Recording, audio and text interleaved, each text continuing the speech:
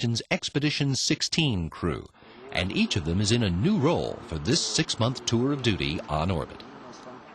NASA astronaut Peggy Whitson, the first woman to command the station, was born in Mount Ayr, Iowa, and grew up on a farm in nearby Beaconsfield.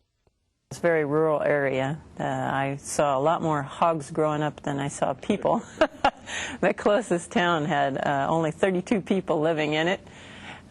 So my high school was consolidated for the whole county. We had around 300 students in my high school. For this farmer's daughter, the seed of inspiration for her career in space was planted 9 years before she finished high school. Well, I was inspired by the men who walked on the moon. It really was my inspiration, I think, as a kid of 9 years old. I know I'm dating myself, but I thought, what a cool job.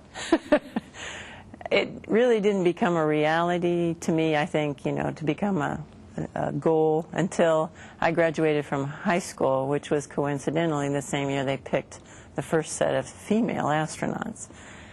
So I think that was when I decided I wanted to become an astronaut. Whitson earned a bachelor's degree in biology and chemistry at Iowa Wesleyan College, then came to Houston, where she earned her doctorate in biochemistry at Rice University. A year later, she started working at NASA as a researcher in biochemistry, then served as the project scientist in the early stages of the Shuttle Mir program, before she was picked for the astronaut corps in 1996. Whitson's first trip to space was in 2002, when she was a flight engineer on Expedition 5. She performed one Russian spacewalk on that 185-day-long mission and was named the first NASA ISS science officer. Now she's the first woman given the responsibility of commanding the station. Is there any special pressure from being the first woman to command the station? Well, I hope not.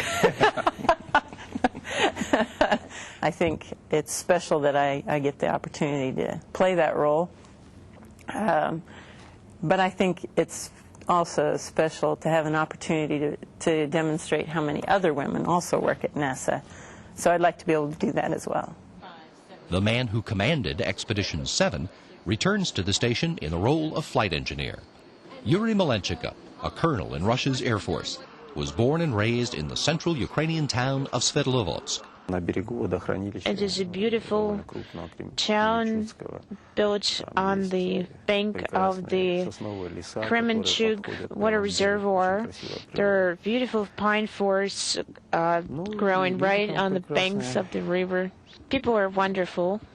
Malenchenko left there to study mathematics in college, but after 1 year he changed his major and his college. 5 years of study at the Military Aviation Institute in Kharkov left him ready to join Russia's Air Force. It was exciting, very interesting work. I felt great. There were very good prospects. We were flying many flights in different parts of the country. And it was very interesting. But just 4 years into his Air Force career, Malenchenko was assigned to the Gagarin Cosmonaut Training Center.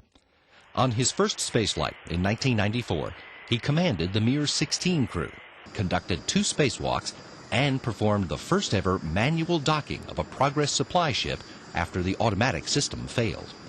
He made 1 spacewalk on the shuttle flight that outfitted the International Space Station's newly arrived Zvezda module in 2000, and served as commander of Expedition 7 in 2003, the first 2-man crew to the station following the loss of Columbia. I think the future of the humankind will be closely related to space. So from the point of understanding the future prospects of this profession, it's very interesting as well.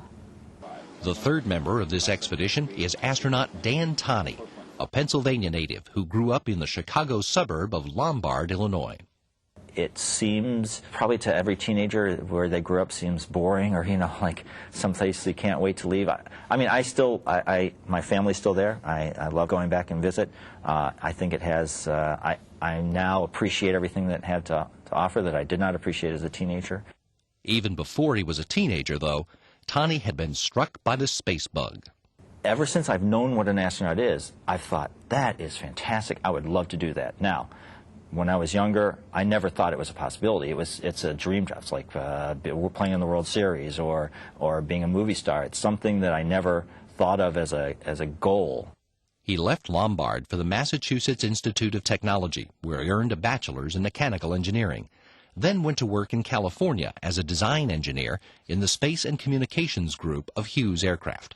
He returned to MIT for a master's degree in mechanical engineering, then joined Orbital Sciences Corporation in Virginia.